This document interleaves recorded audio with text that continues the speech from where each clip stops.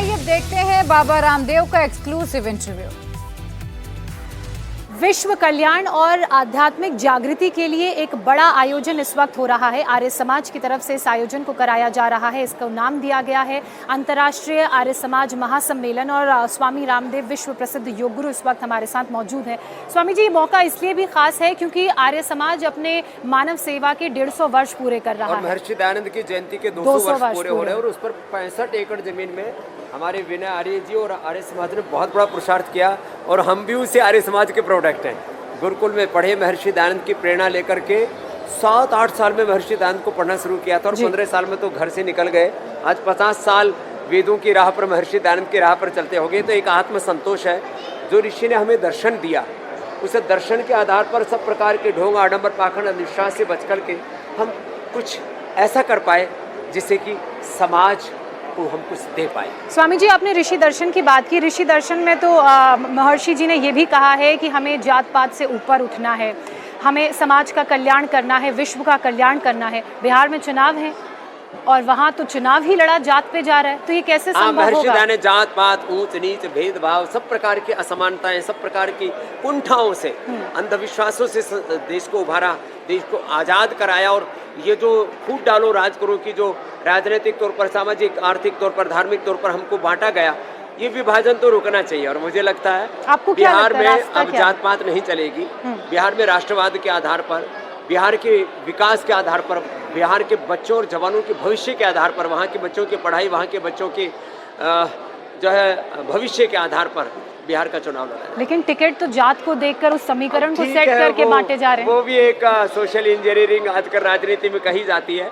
लेकिन यदि किसी भी राजनीतिक पार्टी का जो प्रत्याशी अपराधी है और केवल जातिवादी है, किसी जाति में किसी न किसी का जन्म तो होता है, लेकिन व्यक्ति को प्रकृति से जातिवादी और विचारों से, आचरण से आतंकवादी, अपराधी किस्म का नहीं होना चाहिए। उसको तो वोट कतई मत करना, किसी भी पार्टी का हो। देखिए, किसे वोट करना है, किसे नहीं करना है, स्वामी जी ने बता दिया है। बाकी आपका मत है, आप अपनी बुद्धि से अपने मत का इस्तेमाल कीजिएगा। स्वामी जी, महर्षि ने ये भी हमें बताया कि हिंदुस्तान हिंदुस्तानियों के लिए है, लेकिन जिस तरह से घुसपैठिए यहाँ हिंदुस्तान में आकर कब्जा करने की कोशिश कर रहे हैं, आपको क्या लगता है राष्ट्रीय जागरण कैसे होगा? ये नागरिकों के तौर पर घुसपैठ, वैचारिक तौर पर घुसपैठ, आर्थिक तौर पर हमारी जमीन, हमारे संसाधनों, हमारे यहाँ के उपभोक्ताओं, उनके ऊपर विदेशियों की घुसपैठ।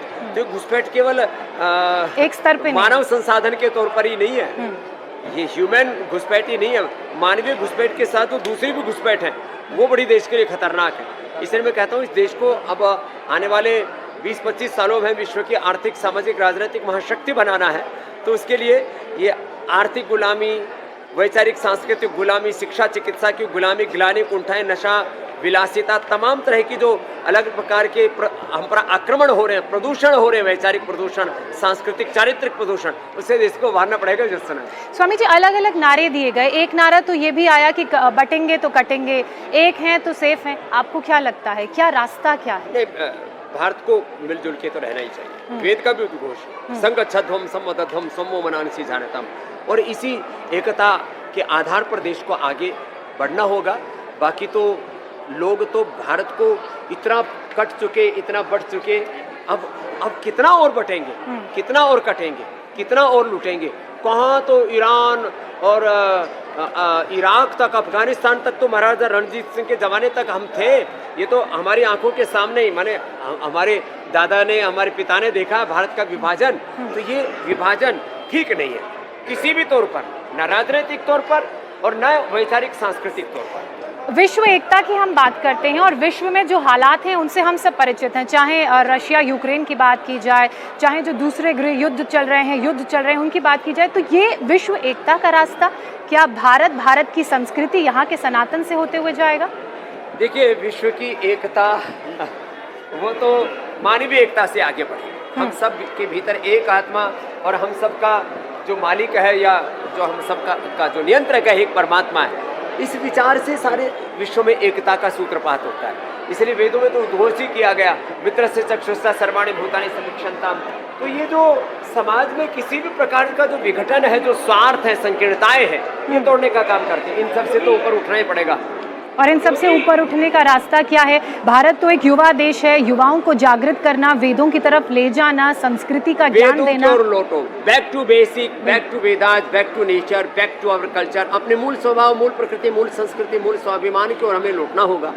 और उसके लिए इंडिया टीवी पर रोज हम 7:56 पर आते हैं, अर्थात योग से जुड़े, अपने सनातन प्रकृति से, संस्कृति से जुड़े, अपने पूर्वजों की विरासत में कितना कुछ हमने पाया है और अपने महान पूर्वजों पर गौरव करके उन्हीं जैसा जीवन चरित्र आचरण बना करके देश और दुनिया के लिए कुछ बड़ा योगदान दे। स्वामी जी, अलग अलग उद्देश्यों की अगर बात होती है आर्य समाज में, तो एक उद्देश्य ये भी है कि अगर हम विश्व कल्याण की बात कर रहे हैं तो उसमें जो आपने कहा, हमें अपने शारीरिक, मानसिक और सामाजिक कल्याण पर भी कहा कि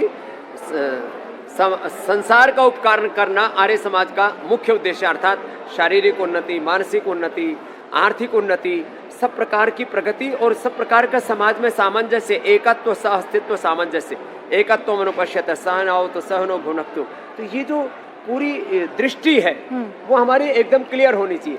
किसी भी तरह से हमारी दृष्टि में कोई भी कुंठा नहीं रहनी चाहिए और अज्ञान तो कतई नहीं, साइंटिफिक टेम्परामेंट रहना चाहिए। लेकिन शारीरिक और मानसिक विकास के लिए आजकल लोगों को क्या करने की ज़रूरत है? इतनी बीमारियां घर कर रही हैं। कुछ लोग योगाभ्यास देखते हैं, रोज़ सुबह इंडिया टीवी पर सुबह 7:56 पर कार्यक्रम देखते हैं और बहुत तारीफ करते हैं, लेकिन करते नहीं है। बहुत सारे लोग अभी भी ऐसे हैं। अब करेंगे, मजबूरी है। योग नहीं करेंगे तो फिर liver fail, kidney fail, heart fail, brain stroke, cancer, तो सामने जब मौत दिख रही है तब करना ही पड़ेगा। बिल्कुल। और कोई चारा भी नहीं है। इसलिए राजी राजी कर लो, नहीं तो मजबूरी में योग की शरण में, वेदों की शरण में, सनातन हमारी संस्कृति की शरण में आना ही पड़ेगा। संस्कृति और प्रकृति के बिना विकृतियां तय हैं। इसलिए या तो राजी राजी आ जाओ, नहीं तो लुटपिट के आओगे। स्वामी जी बहुत शुक्रिया नमस्कार। हमसे बात करने के लिए। नमस्ते स्वामी जी।